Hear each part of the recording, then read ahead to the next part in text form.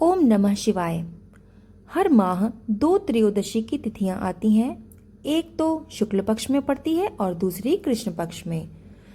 ऐसे में जो त्रयोदशी की तिथि मंगलवार को पड़ती है तो उस दिन भौम प्रदोष व्रत रखा जाता है, यानी कि मंगलवार प्रदोष व्रत उस दिन रखा जाता है।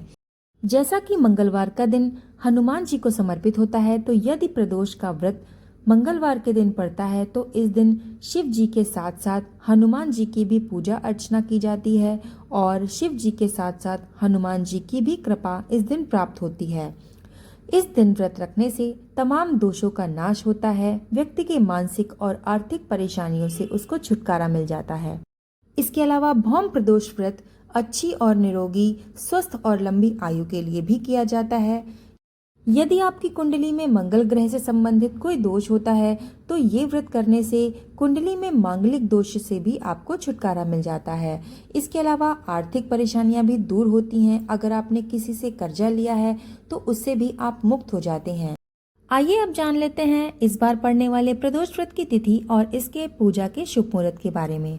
तो इस बार अश्विन शुक्ल त्रयोदशी की तिथि शुरू हो रही है 15 अक्टूबर को शाम 6:12 पर और अश्विन शुक्ल त्रयोदशी की तिथि समाप्त हो रही है 16 अक्टूबर को दोपहर 3:10 पर। तो इस प्रकार अगर देखा जाए तो 15 अक्टूबर मंगलवार के दिन आपको प्रदोष काल का मुहूर्त प्राप्त हो रहा है। तो इसलिए इस बार 15 अक्टूबर दिन मंगलवार को ही प्रदोष का व्रत रखा जाएगा। तो इस दिन शिव जी की पूजा का शुभ मुहूर्त होगा शाम को 5:51 से लेकर रात में 8:21 तक। तो इस समय के बीच में आप भगवान शिव जी की पूजा कर सकते हैं। इसके साथ ही साथ हनुमान जी की पूजा भी आप कर सकते हैं। भौम प्रदोष व्रत के दिन शिव जी की पूजा के लिए आपको 2 घंटे 30 मिनट तक का समय आपको मिल रहा है। तो आइए अब सुन लेते हैं भौम प्रदोष व्रत की कथा। एक समय की बात है, एक नगर में एक बूढ़ी औरत रहा करती थी। उसका एक ही पुत्र था।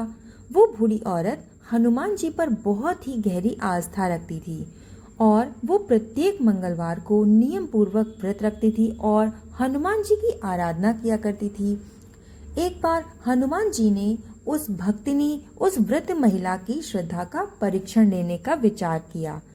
तब उन्होंने एक बूढ़े ऋषि का रूप धारण किया और ये कहते हुए उसकी झोपड़ी में चले गए कि क्या कोई है जो इस घर में हनुमान जी का उपासक है और जो मेरी बात सुन सकता है और मेरी इच्छाओं को पूरा कर सकता है। इस तरह से वो ऋषि लोगों को बाहर बुलाने लगा। तब उसकी आवाज सुनकर बूढ़ी औरत भी बाहर आ गई और विनम्रता पूर्वक उस ऋषि की सारी इच्छाएं जानने के लिए उसने ऋषि से पूछा कि आपकी क्या इच्छा है और मैं आपकी क्या सहायता कर सकती हूँ। तो हनुमान जी ने कहा कि वो बहुत भूखे हैं और वो खाना खाना चाहते हैं, लेकिन उसके लिए सबसे पहले आपको फर्श साफ करनी पड़ेगी और इस जमीन में एक गड्ढा खोदना पड़ेगा। तो वो बूढ़ी औरत बहुत ही बूढ़ी थी और उसके घुटनों में दर्द रहता था, तो ना ही वो जमीन पे गड्ढा खोद सकती थी और ना ही वो फर्श को साफ कर सकती थी। अतः उसने अपने दोनों हाथों को जोड़कर हनुमान जी से अनुरोध किया कि वो इस काम के बजाय कुछ और करने का आदेश दें, तो वो निश्चित रूप से उसको कर देगी। तब ऋषि ने उससे 3 बार वादा लिया और उसने कहा कि यदि ऐसा ही है तो ठीक है, मैं तुम्हें दूसरा काम बताता हूँ, तुम वो करो। वो कहने लगा कि वो अपने बेटे से कहे कि वो पेट के बल लेट जाए। वो खाना बनाने के लिए उसकी पीठ पर आग जलाएगा। ये सुनकर महिला बहुत हैरान हुई, लेकिन अब वो वचन दे चुकी थी। उसके पास ऋषि के शब्दों से सहमत होने के अलावा और कोई रास्ता भी नहीं बचा था। उसका दिल बहुत तेजी से धड़क रहा था और उसकी आंखों से आंसू बह रहे थे। बहुत देर तक अपनी भावनाओं को नियंत्रित करने के बाद उसने आखिरकार अपने बेटे को बुलाया। उसका बेटा अपनी माँ के बुलाने पर तुरंत ही बाहर आया और उसने अपने आप को ऋषि को समर्पित कर दिया। बेटा भी चुप रहा और बिना किसी सवाल को लेटने को भी तैयार हो गया। बेटे ने अपने जीवन के लिए संघर्ष नहीं किया, जबकि वो अच्छी तरीके से जानता था कि आग लगने से वो निश्चित ही रूप से मारा जाएगा।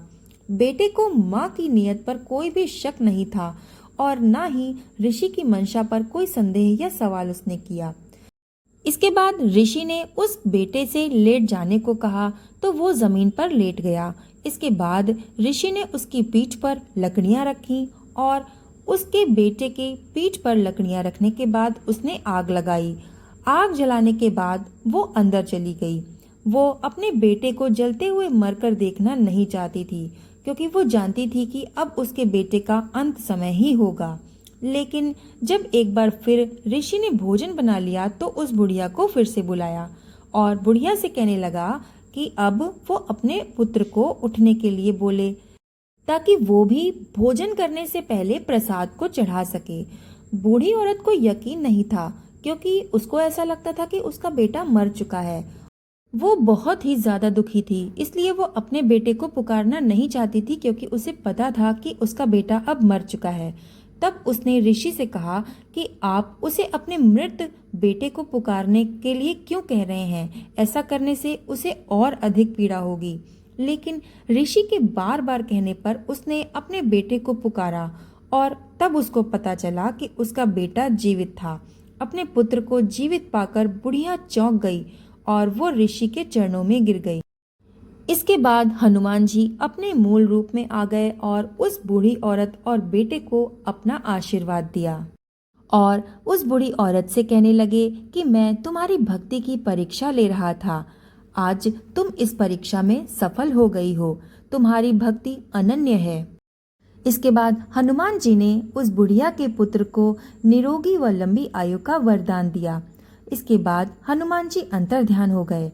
हनुमान जी के अंतर्ध्यान होने के बाद बुढ़िया इतनी प्रसन्न हुई कि वो पूरे गांव में ढिंढोरा पीटने लगी और पूरे गांव में वो मंगलवार प्रदोष व्रत के बारे में बताने लगी और हनुमान जी की महिमा के बारे में बताने लगी। तब से उस गांव के लोग भी इस व्रत को रखकर हनुमान जी की कृपा प्राप्त करने लगे। कथा समाप्त। वीडियो पसंद आया हो तो लाइक और शेयर ज़रूर कर दीजिएगा और कमेंट में जय हनुमान लिखना मत भूलिएगा। चैनल पर नए हैं तो प्लीज़ हमारा चैनल सब्सक्राइब करके बेल आइकन प्रेस कर दीजिएगा, ताकि ऐसी ही कथाएं हम आपके लिए हमेशा लाते रहें।